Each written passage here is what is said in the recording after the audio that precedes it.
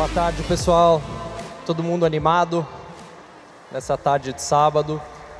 Eu falei com vários de vocês aqui durante a Expert e muita gente me falou, pô, tô super animado para ouvir o Morgan Housel.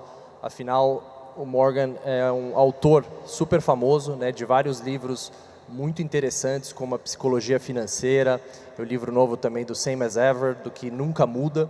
Né, e os seus livros venderam mais de 10 milhões de cópias no mundo todo, já foram traduzidos para vários idiomas, em mais de 60 países. E o Morgan também ele tem uma história de vida muito interessante. Ele nasceu em Lake Tahoe, na Califórnia. Ele quase foi esquiador profissional, não sei se vocês sabiam. E por um acaso, ele acabou sobrevivendo a um acidente de esqui que aos 17 anos levou a vida dos dois melhores amigos que ele tinha. Ele conta essa história no último livro dele, né, no Same as Ever, e isso acabou mudando bastante a rota de vida dele. Depois disso ele desistiu do esqui, foi cursar economia e começou a escrever. E a gente estava até falando no almoço hoje, ele falou, olha, eu comecei a escrever porque eu me formei durante a crise de 2008 e eu não tinha emprego. Então eu comecei a escrever num blog porque eu não tinha mais o que fazer e aquilo acabou virando um hábito. Ele já escreve há 17 anos e agora acabou se tornando um autor extremamente famoso. E o que a gente gosta muito do Morgan é que ele traduz temas super complexos e consegue falar de uma forma super simples. E eu recomendo para todos também o podcast que ele faz, né, já está entre os podcasts mais escutados, são episódios bem curtinhos, e ele foi nomeado recentemente uma das 50 pessoas mais influentes no mercado financeiro global. Então, queria que vocês me ajudassem aqui a ter uma recepção calorosa para Morgan Housel.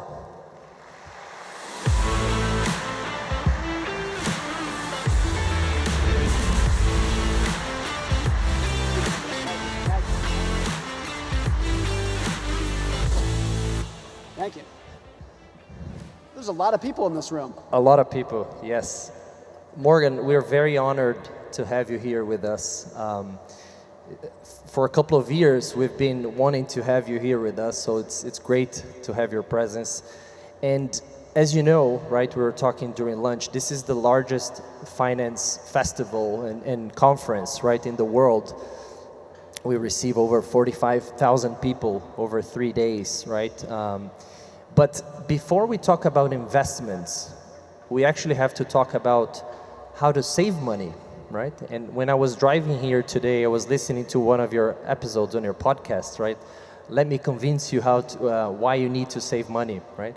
And it's a topic that is usually overlooked, especially for finance professionals like us, right? So I wanted to start there, if we can discuss, I mean, what do you recommend in terms of habits for people, for professionals, for everyone about this very important topic that is usually overlooked, right? Why is it overlooked and why is it so important, right? And how to deal with money. First you have to, right, save for the long run.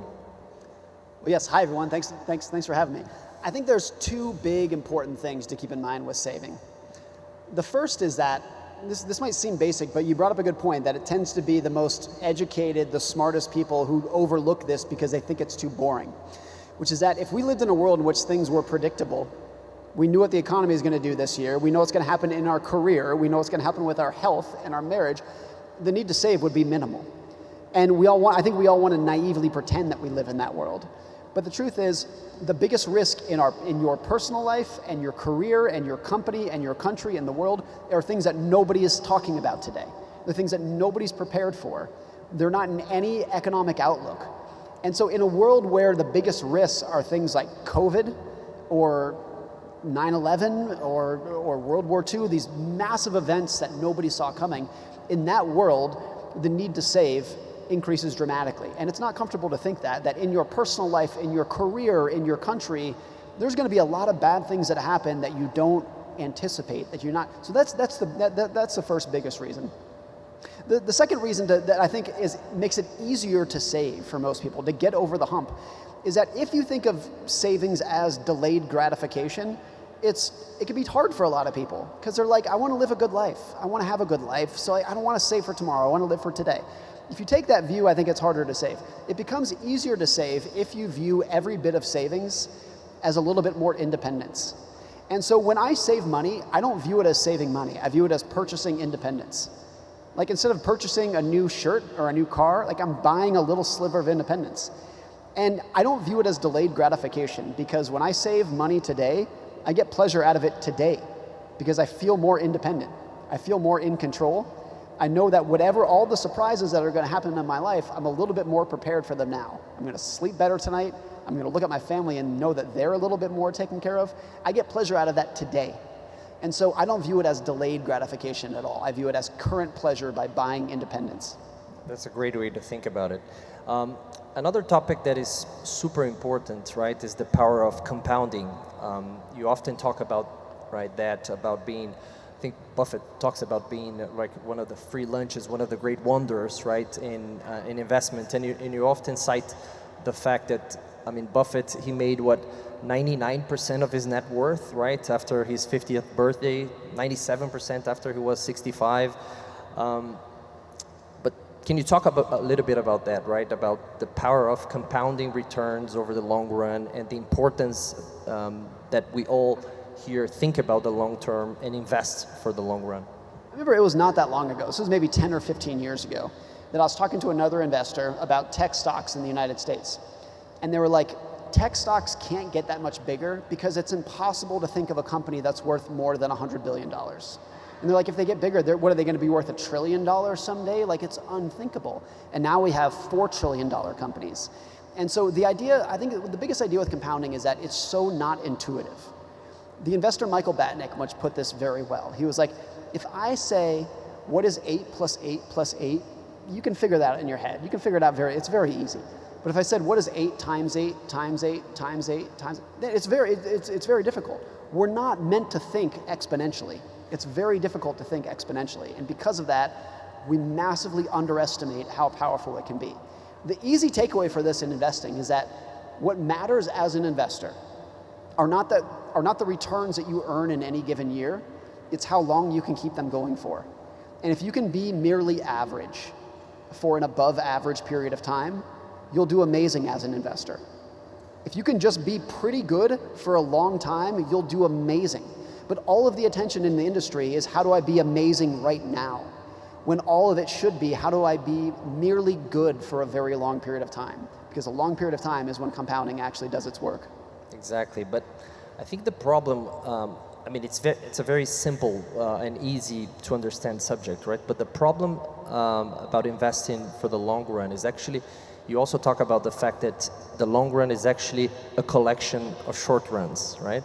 So you actually have to be able to survive all of this volatility and the short run and all the pieces of news and recessions that come out, and many times that you want to sell everything and go away. I mean, how do we deal with that volatility and the short-term pain, right, that goes through when you want to invest over the long run? Because obviously, I mean, if you ask anyone here, everyone will say, yeah, I want to invest for the next 20 years. But I think the challenge is to be able to go through all that challenge during the very short term. I think where people get naive is they say, I'm investing for the next 20 years, so I don't need to pay any attention to what's happening this year. And the truth is, no, you do. You have to live through this year.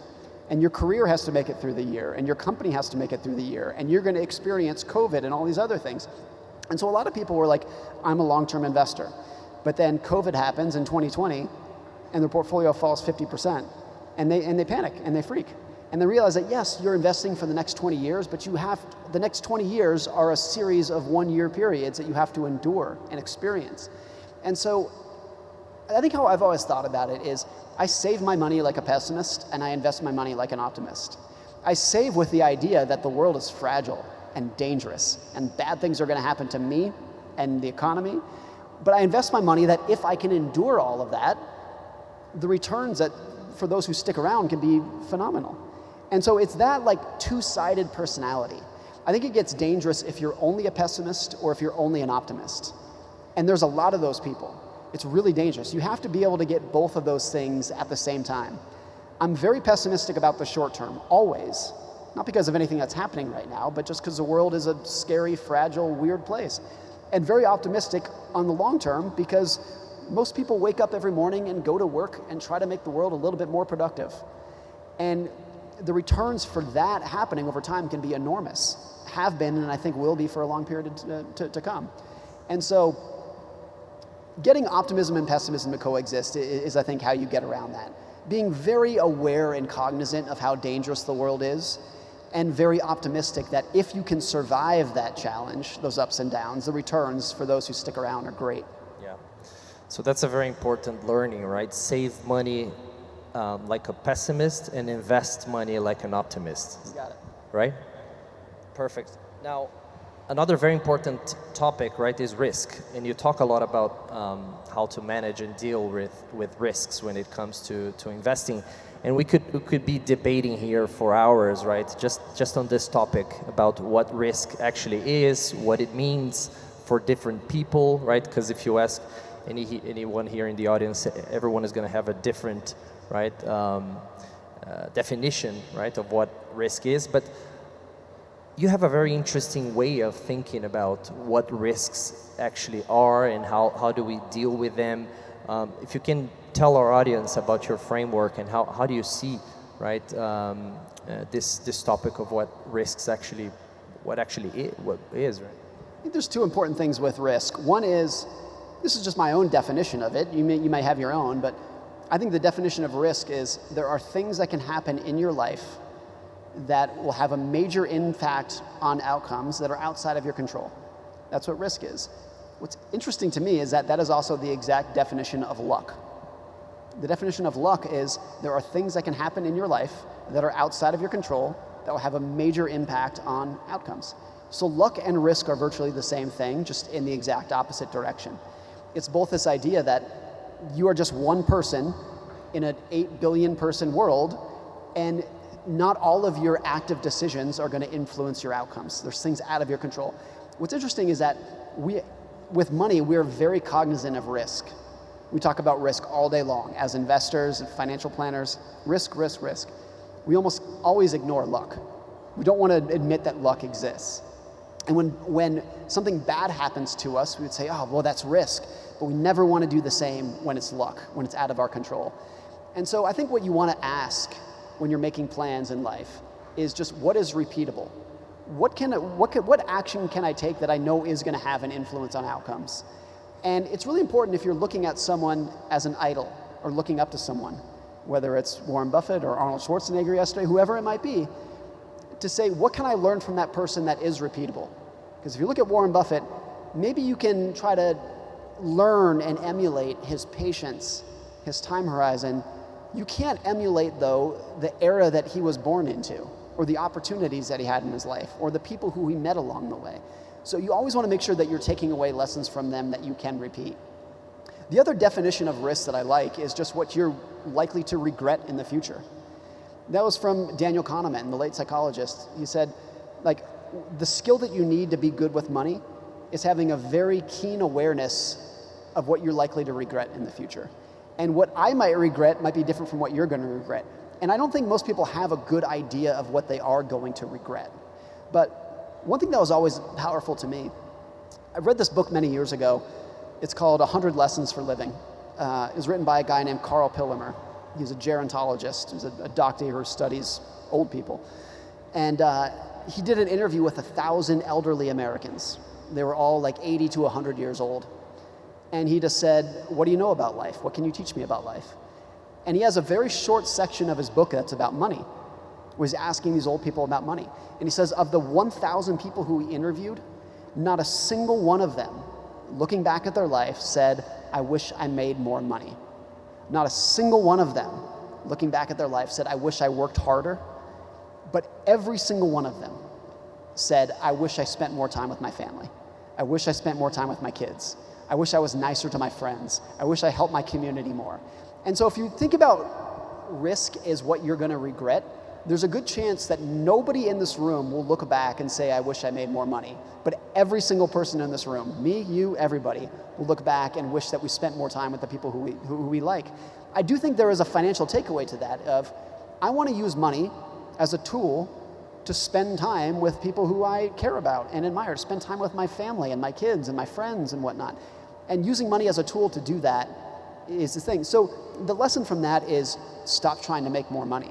It's just using it as a tool to live a better life rather than a scorecard to just compare yourself against others by. Perfect. And we didn't talk about standard deviation, volatility, any of the financial terms when you defined risk perfectly. But I also listened to an episode you did with Howard Marks. You went to his podcast, right? And Howard was here 2 years ago in the same stage. And you guys talked about how do you see debt, right? And how debt affects, right, the investment returns over the long run. You even talk about the third person, right, on Warren Buffett's team, that you can talk about his story, what happened to him as well. So in the similar vein, right, about risks, if you can talk about debt, how do you see leverage, right, when it comes to life and also the investment portfolio?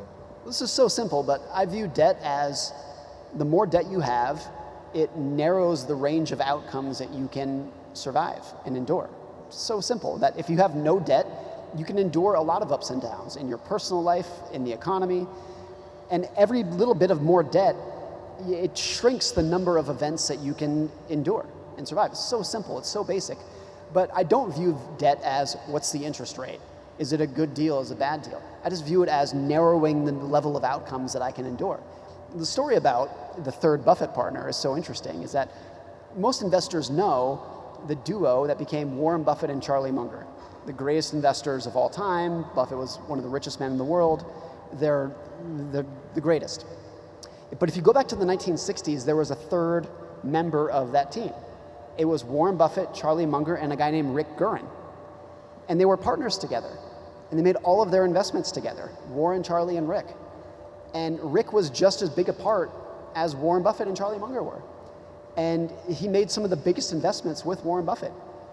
And then he kind of disappeared. And so 10 or 15 years ago, somebody asked Warren Buffett, they said, what happened to Rick? Back in the 60s, he was all over Berkshire Hathaway, and then he just disappears one day. And Warren told the story, which was Warren, Charlie, and Rick made all of their investments together. They were business partners. Rick did one thing different, which is that he invested very heavily on margin. He was borrowing a ton of money to make all of his investments. And in 1974, the stock market fell 50%, and he got wiped out. He lost everything. He was forced to sell the Berkshire Hathaway stock that he owned. The buyer of that stock was actually Warren Buffett himself. He's the one who bought it. And Warren had this amazing quote where he said, Charlie Munger and I always knew that we would get wealthy. We were not in a hurry. He said, Rick was just as smart as us, but he was in a hurry. And I think that was such a genius quote. Like, Rick was just as smart. He was just as talented of an investor, but he was a little bit impatient. And I don't think it's an exaggeration that somebody like Warren Buffett, or even I would say Elon Musk, Jeff Bezos, pick whoever you want, has gone through their life at like 70% of their potential on purpose. Because more than they wanted big returns, they wanted to make sure that they never got wiped out.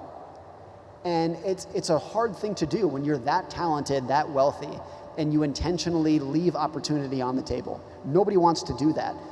But when you realize like all wealth comes from compounding, and compounding only works if you can stick around for 20 or 30 or 40 years, then it's absolutely the right thing to do. Being able to stay in the game, right, and avoiding the permanent loss of capital. I think that's such an important, right, loss. And a lot of times we are in a rush, right, to have the greatest returns very fast. But as you say, it's more important to stay invested, right, rather than trying to maximize returns every single year. I think what's important too is that everybody's intuition is to not do that.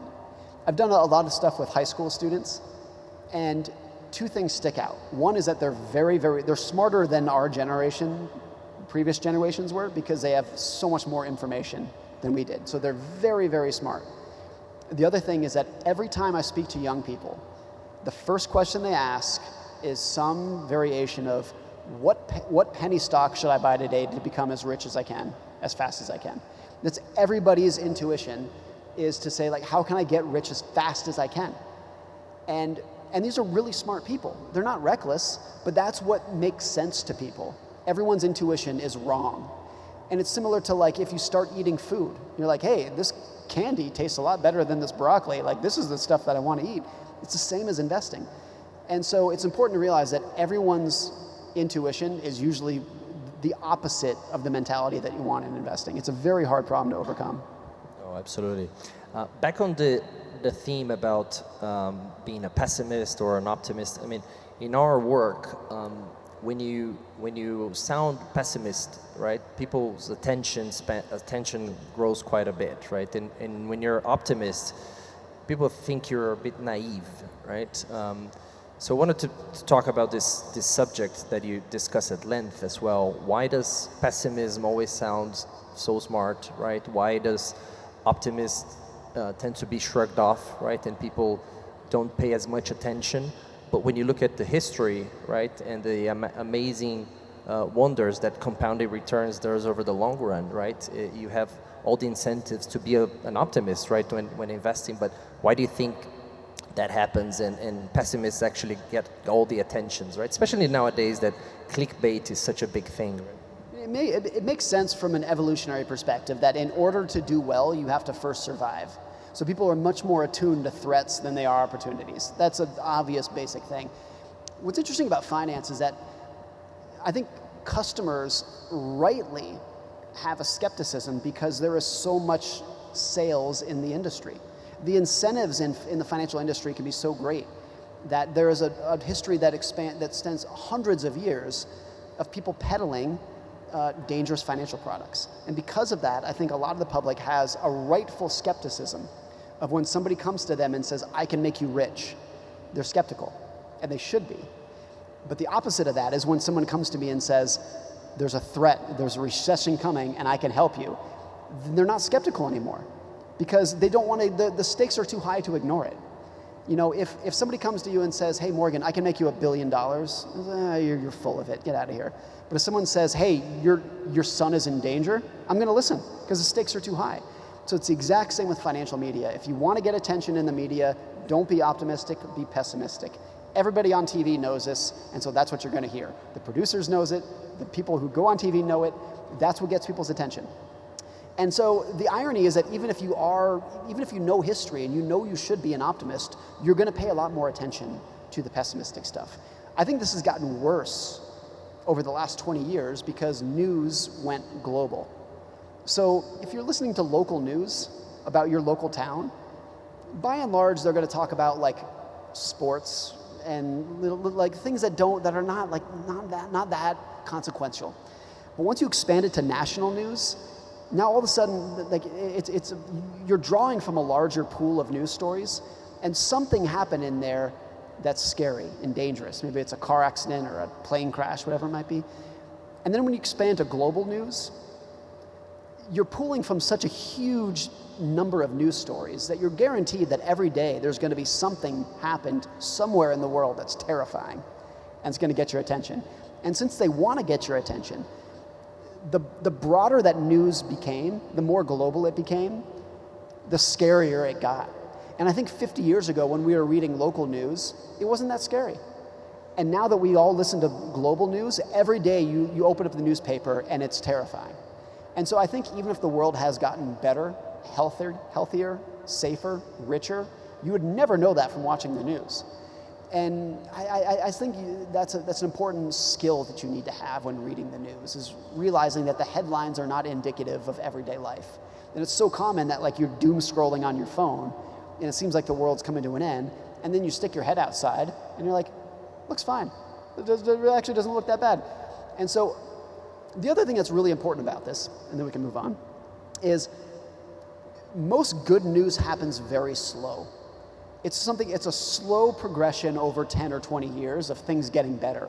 But bad news happens very fast. Bad news is like a plane crash or a terrorist attack or a pandemic where the world changes overnight. And there is no equivalent of September 11th in the good direction. There's no equivalent of the world getting way better in one day.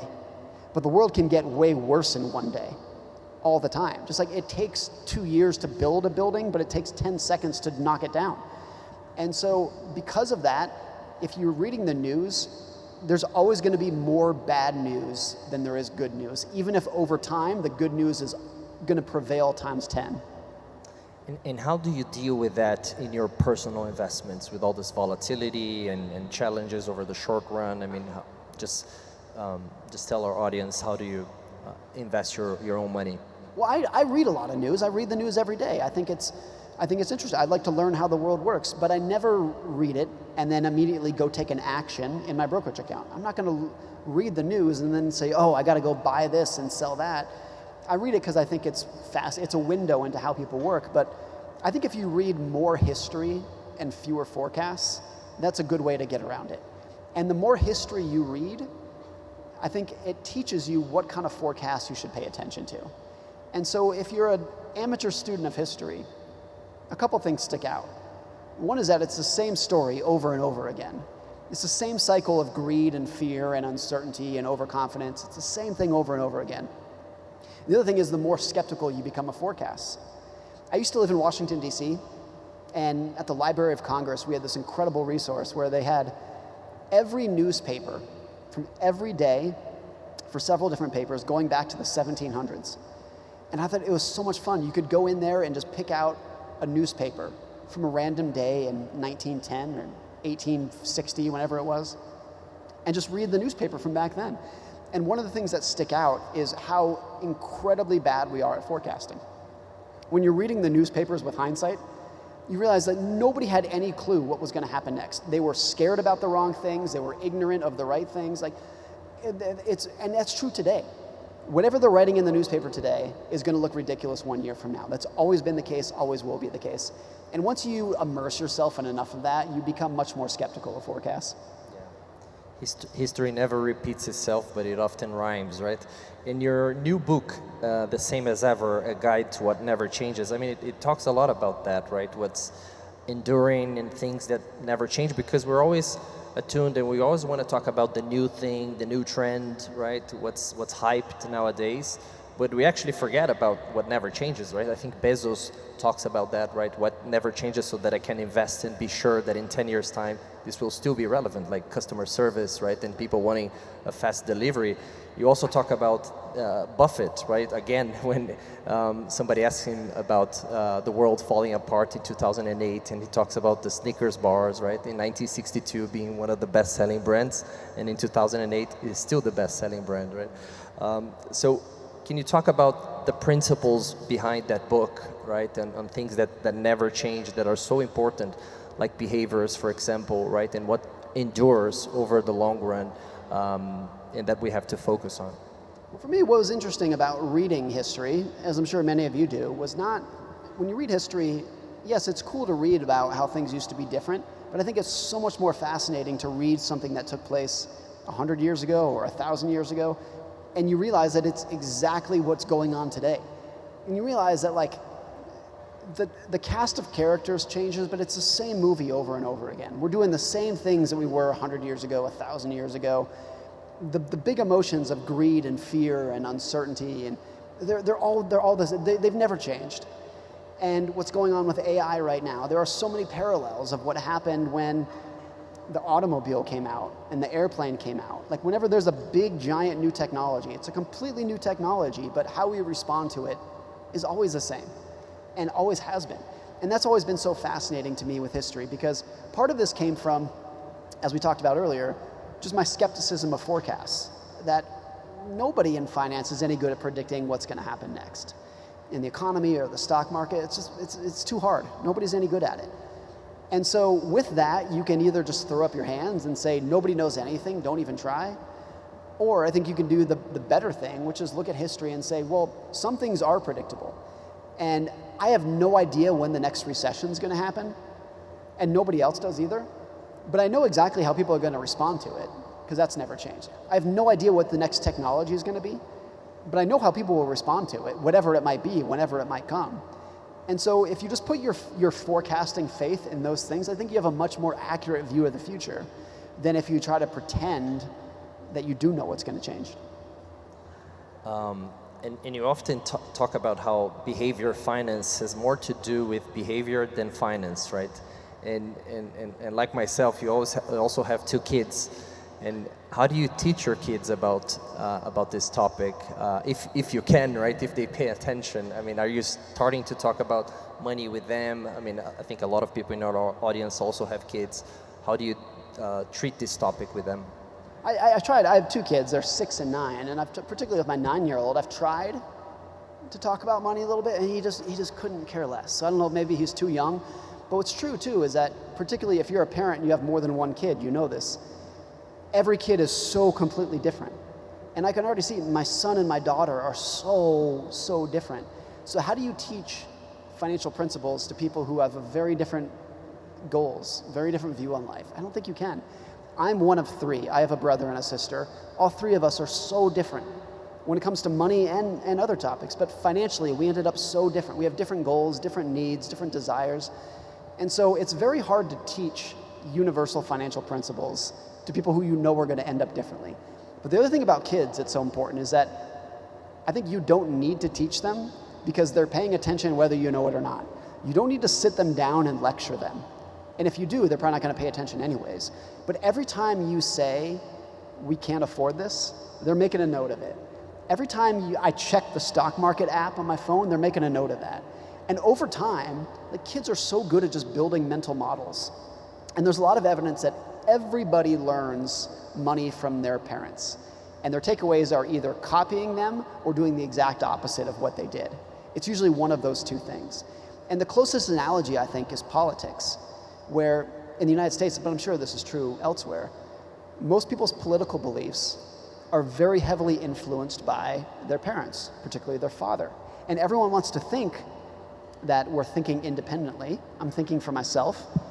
But all of us, the vast majority of us at least, are influenced by people who are around us when we were younger in life trying to learn about how the world works.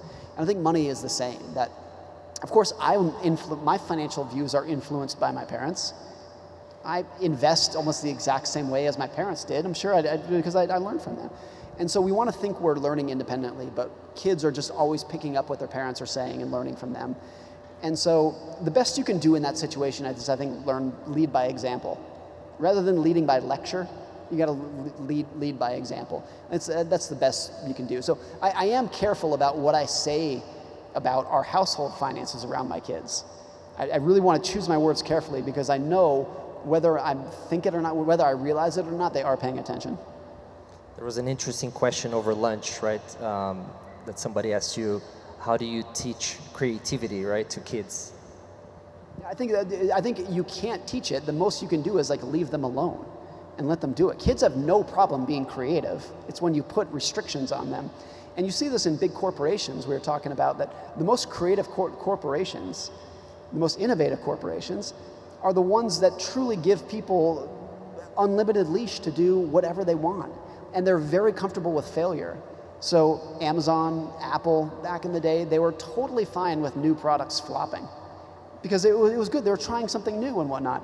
Kids are like that too. So obviously, if you're a parent, you know this. Kids can keep themselves entertained in any situation if you just leave them alone and let them do it. It's when you try to put a structure around them that they kind of seize up. So I think that's true for a lot of areas in life. Morgan, you have a new book coming this year? Yes, in October? this fall. The Art of Spending Money, is that? That's right. Is that how it's a very catchy title, right, as we were discussing. Can you give us a little bit of a spoiler on what the book is? What do you talk about? Some of the key ideas behind the book? Well, first, I call it The Art of Spending Money. I did not call it The Science of Spending Money because I don't think that exists. So I don't tell you how to spend your money in the book because I don't know you. Everybody's different. It's an art because art is personal. It can be contradictory. It can be emotional. It's not science, though. So it's really a look at the psychology of spending money. Social aspiration, jealousy, envy, greed. Everybody's different. And I've learned a lot about myself. I think virtually everything I write, I start with an observation in my personal life. And so for a lot of this with money is I was always interested in when in my life have I been jealous of others? Have I been envious of others? Particularly about like their material aspirations. When have I been jealous of somebody's house, jealous of somebody's car? And trying to be very honest with myself about it and just asking like, why? Why am I jealous of that person? And I thought it was so interesting to just keep going a layer deeper.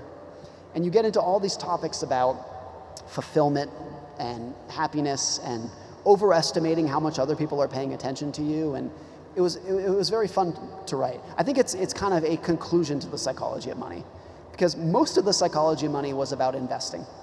But there's actually not that much in there about spending. But spending impacts everybody all over the world. Everyone's dealing with it today. And so I think this is true for most books, that when I set out to write it, I really didn't know much of anything about the topic. But as I just was writing it, going through it, you start peeling back the onion layers of your own life and talking to others and just dealing into the psychological side of spending money. And when you talk about being jealous of what somebody else's net worth is, I mean, how do you know, and how do we think about how much is enough for us? I mean, how do you think about this topic, right? Because it's so relevant on this FOMO type behavior, right?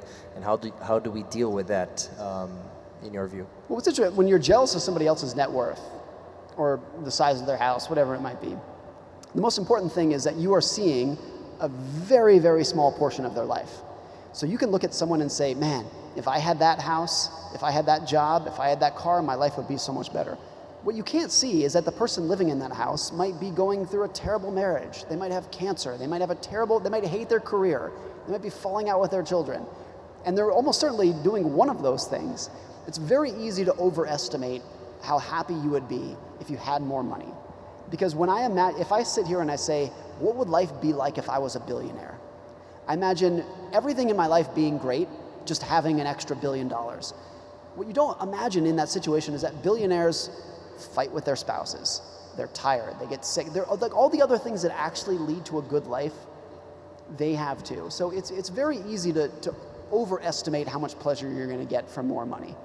And most of what we know about the psychology of getting more money is that if you're already a happy person, having more money will make you happier. Having more money is great if you're already happy. If you're already sad or depressed or angry, having more money is probably not going to do much of anything for you. In fact, it might backfire, because you keep telling yourself, I'm depressed, but only if I had more money, things would be better. And then if you get more money, you realize you're still depressed, and then you lose hope. Then it's a hard thing to deal with. And so money can be a great tool that I think can make virtually anybody happier, but you have to realize the limitations of it, and you have to fix some of the big things first before you're going to get any value out of it. I think Elon Musk said that, right? Nobody would be willing to switch lives with me, right? I think most of the very successful people, Musk, Bill Gates, Mark Zuckerberg, Warren Buffett, most of the big names that we know, I think few of them are actually happy. They're very successful, but are they happy? No. I think most of the happiest people are people who you've never heard of, who live in tiny houses in the middle of nowhere, love their spouse, love their kids, sleep 8 hours a night, exercise, watch the sunset, go for walks. Those are the happiest people. The people who are super successful because they devoted their life to one thing, and that one thing came at the expense of everything else. So they're very wealthy, they're very successful. A lot of them are in bad marriages. Their social life is non-existent. They're in poor health. And so the very successful people, I'm so glad that they exist, because they create technologies that we all benefit from.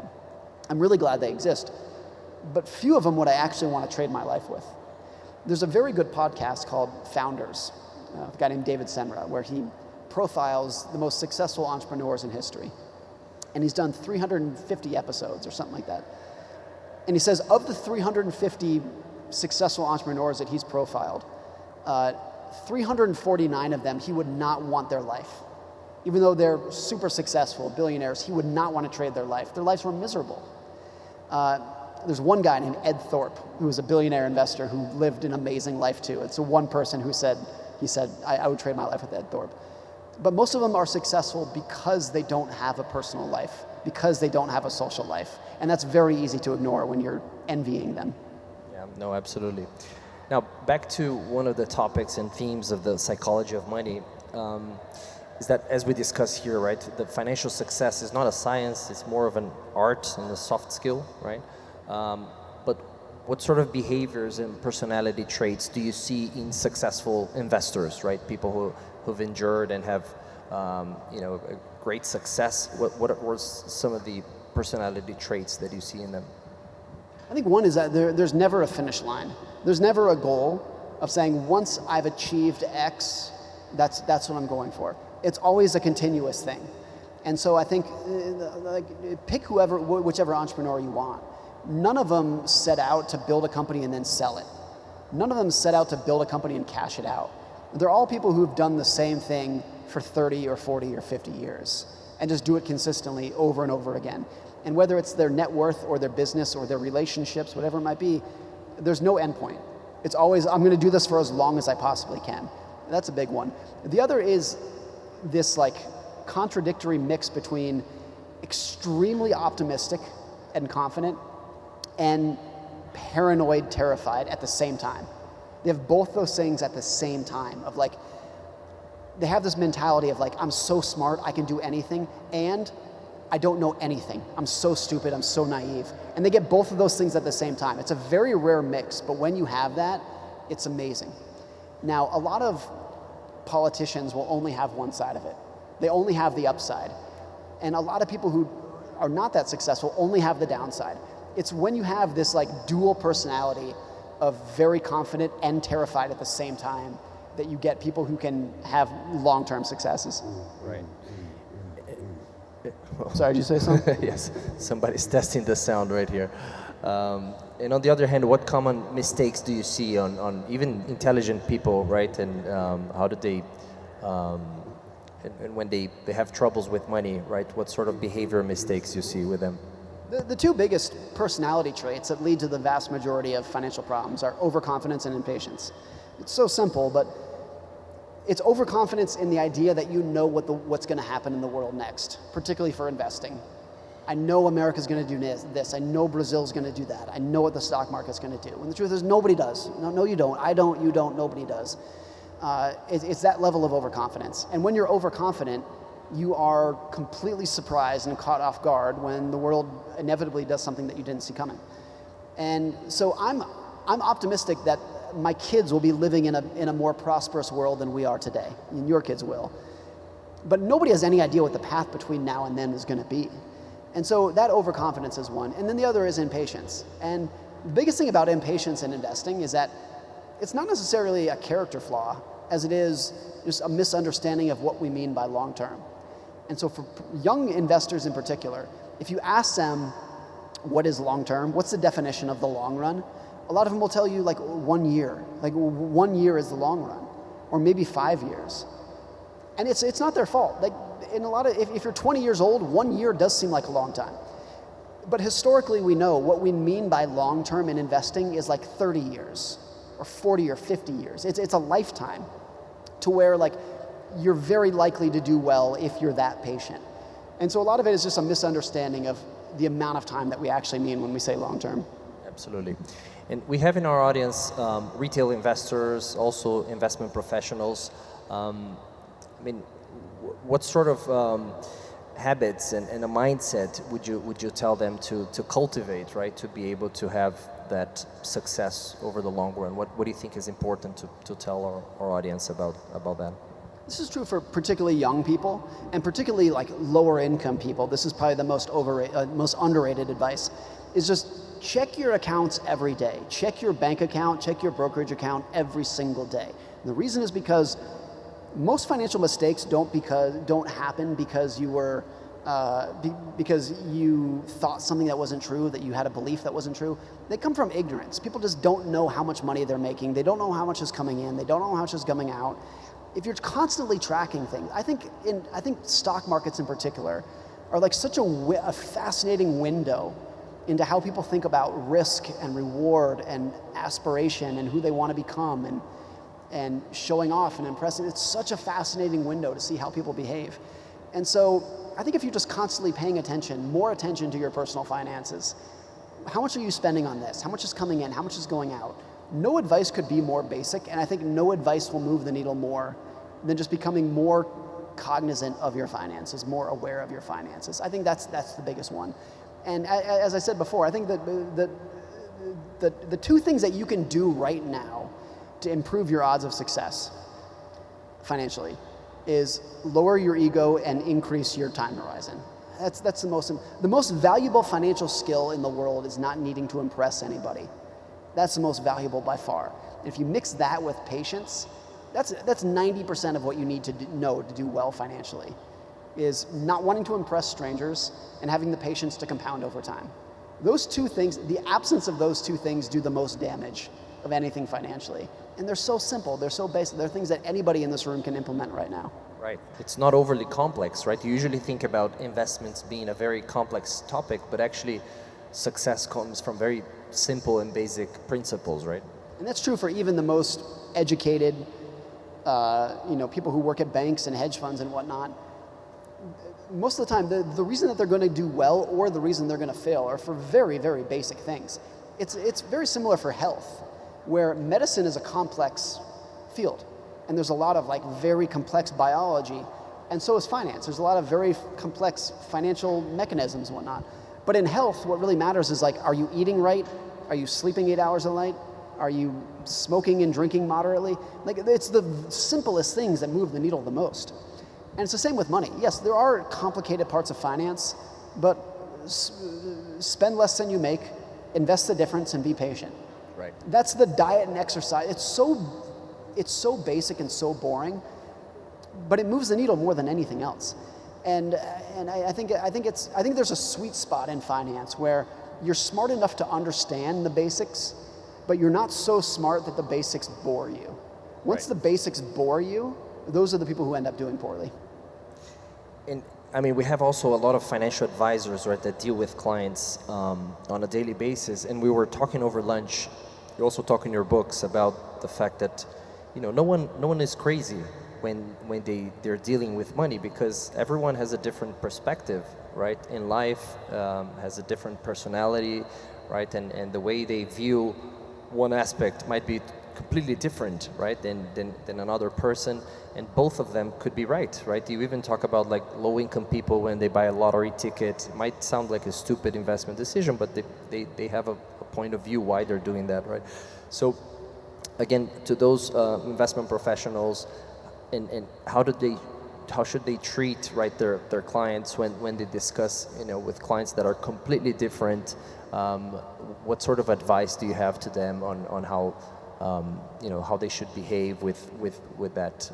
Back to parenting and kids, some of the best parenting advice that I ever heard is that your job as a parent is not to teach your kid, it's to help them become the best version of themselves. It's not for me to impose my will on them. It's to help them become who they truly are. And I think at a broad level, that's true for the relationship between advisor and client, that every client has different risk tolerance, different goals. And so the job of an advisor is not to impose their will, to impose their views on the client. It's to figure out who the client is and help them become the best version of that.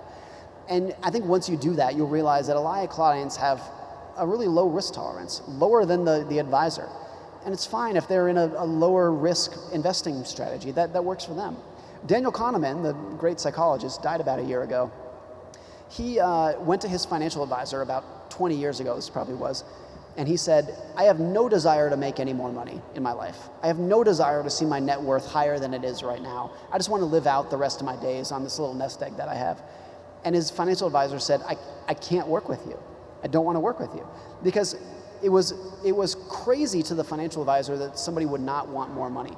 And Kahneman brought it up because he was like, it's so fascinating that to this financial advisor's perspective, that it was inconceivable that somebody would not want to make more money. Whereas in Kahneman's mind, he was like, yeah, it makes perfect sense. I don't need to take any more risk. He was 80 years old at the time, whatever it was.